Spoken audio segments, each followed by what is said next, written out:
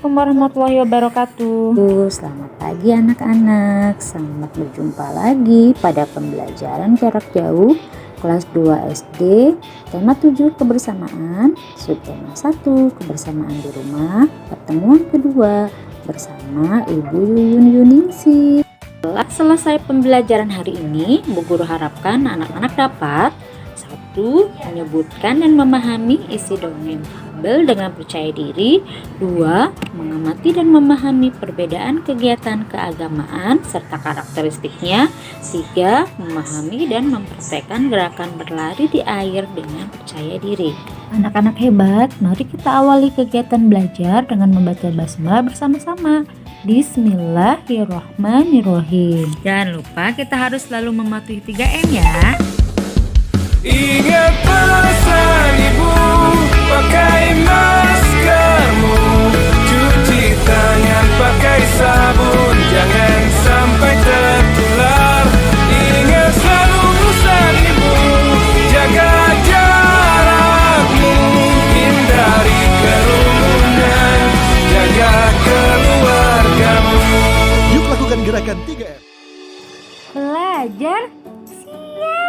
Pembelajaran pertama, kalian akan menyimak sebuah dongeng yang akan dibacakan oleh Bu Guru yang berjudul Bebek Selalu Hidup Rukun. Bebek selalu hidup rukun.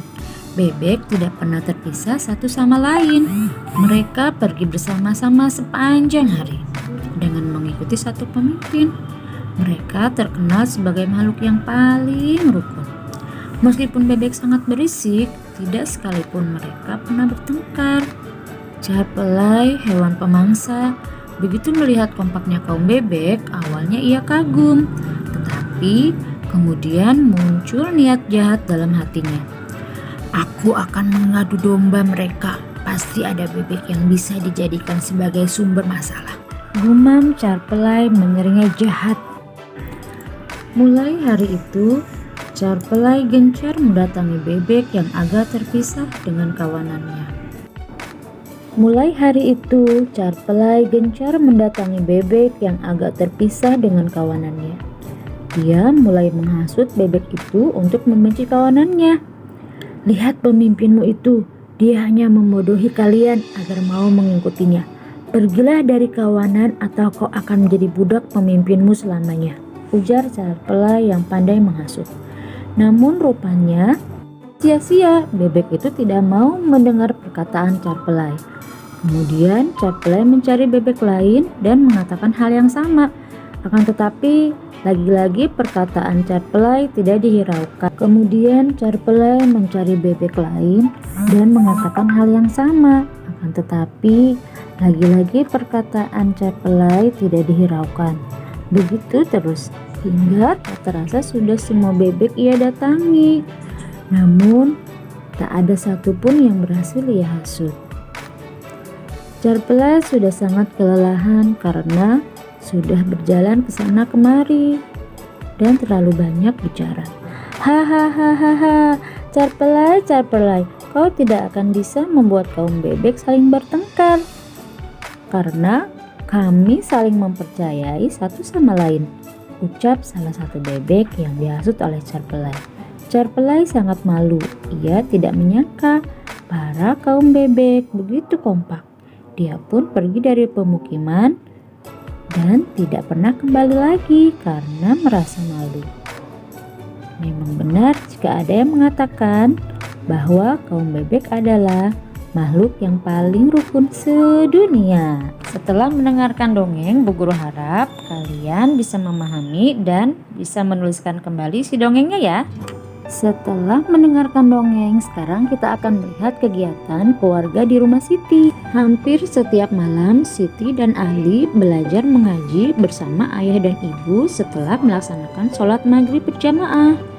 Setelah selesai mengaji, Siti dan Ali belajar bersama ayah dan ibu mengerjakan tugas sekolah. Anak-anak hebat, tahukah kalian ada berapa agama di Indonesia? Ya benar, kalian hebat. Di Indonesia ada 5 agama dan tempat beribadahnya juga berbeda. Berikut ini adalah agama yang ada di Indonesia. Yang pertama, agama Islam, tempat beribadahnya di masjid. Yang kedua, agama Kristen, tempat beribadahnya di gereja. Yang ketiga, agama Hindu, tempat beribadahnya di pura. Keempat, agama Buddha, tempat beribadahnya di wihara. Dan yang kelima, agama Konghucu, tempat beribadahnya di kelenteng. Nah, itulah diantaranya agama dan tempat beribadah yang ada di Indonesia. Apakah anak-anak sudah mengerti? Ya, kalian semua pintar. Setelah mengikuti kegiatan Siti di rumah, Siti, Ali, dan teman-teman bermain kucing dan tikus. Tahukah kalian, permainan kucing dan tikus dapat dimainkan di darat dan di air. Permainan kucing dan tikus mengkombinasikan gerakan berjalan dan berlari dan melatih keseimbangan tubuh kita. Selanjutnya, Siti dan Ali mengajak teman-temannya untuk mempraktekkan gerakan berlari di air. Dalam olahraga ini, kita akan mendapatkan manfaat lari dan juga merasakan suasana berenang secara bersamaan. Yuk kita simpulkan pelajaran hari ini. Kesimpulannya, yang pertama kita sudah mendengarkan dongeng tentang bebek yang selalu hidup rukun. Kedua, kita sudah mengetahui nama-nama agama dan tempat beribadahnya. Dan yang ketiga, kita sudah mempraktekkan berlari di air. Anak-anak sudah paham? Pintar!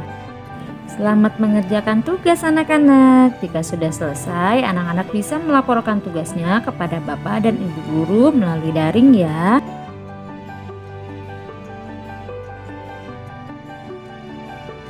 Baiklah anak-anak hebat, pembelajaran hari ini telah selesai. Sebelum kita akhiri, kita ucapkan hamdalah bersama-sama. Alhamdulillahirabbil alamin. Sampai jumpa.